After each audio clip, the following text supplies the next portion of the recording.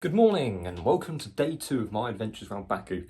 Today we're going to go just slightly outside the city. We're going to visit the Soviet flea market in a town called Subanchu. But first things first, let's go get breakfast.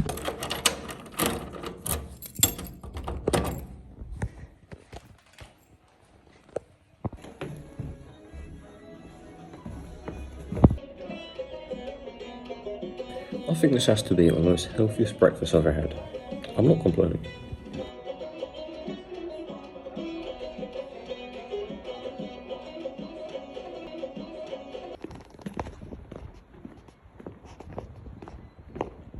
Здравствуйте. Здравствуйте. Как ты, да? Пожалуйста. Спасибо. Скидку сделаем, придется. Да. Спасибо. До свидания. That's the one thing I don't like about going to touristy places. They always bother you and want to give you stuff. I can't stand it. I don't want to say it, but I may have got myself lost in the old town. I can't seem to find the way out.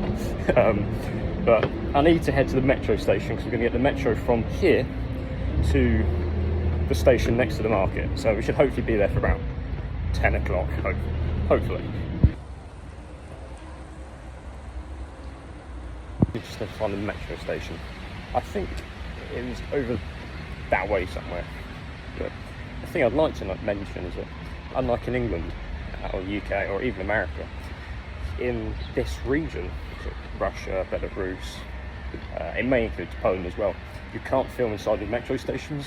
Normal stations may be fine, but underground tube stations, you're not allowed to film because they're all used as potential bomb shelters, and because of like a security risk, or they don't want any information leaked out about what it looks like, it's illegal to film in metro stations. So I'm not allowed to film inside the metro. I'll see you on the other side. Right, it's time to find the market.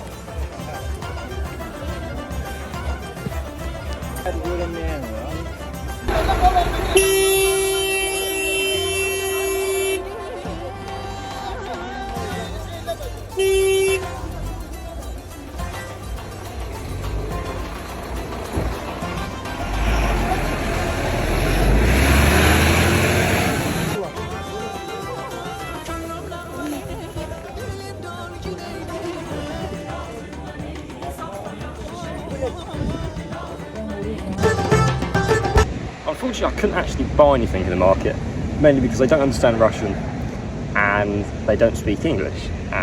So the language barrier is very difficult, so I didn't actually buy anything. But I've just gone even further out, and I'm going to have a little explore and see what life is actually like outside the city.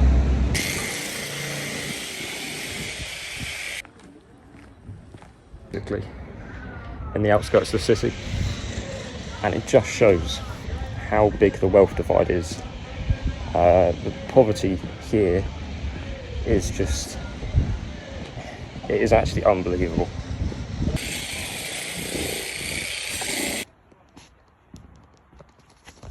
I'm walking just down the main road and I've found a Soviet memorial to all the soldiers that died in the, what as they call it, the Great Patriotic War.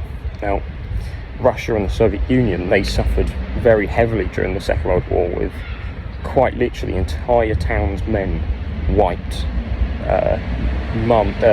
Fathers, sons, brothers, just entire village worth gone, sacrificed to the great cause that was fighting Nazi Germany. I found a Soviet park. Now, all I'm going to say is that it could possibly be the world's greatest park ever to exist. Now look at this. God. You can slide into a beautiful dirt pit and then you can have fun and run around the concrete square.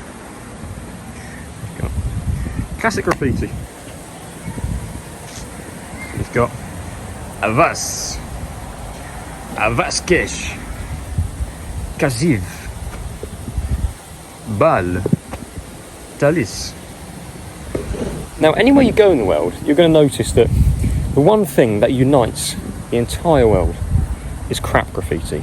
Walking slightly further down the concrete square, we found a Soviet swing. Now, I wouldn't trust my kids around this. So actually, in fact, I wouldn't trust any kid around it. Still works. So, just because you can do something doesn't mean you should.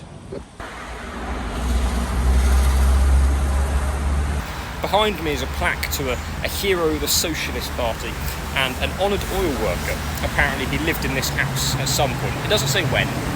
Well, from what I can see, it doesn't say when.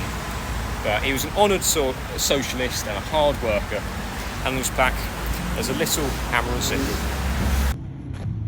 I've spent years dreaming about travelling around what used to be the USSR and journeying across the provinces, but here I am. I'm sat at the Caspian Sea, the most Soviet sea to ever exist. And I grew up watching my favourite YouTuber explore what I'm exploring now. And I spent years dreaming about this very moment, and now it's come true. It doesn't seem real. But in the few days I've been here, I've loved every single minute. So, I hope to see you all soon on our next adventure. До свидания.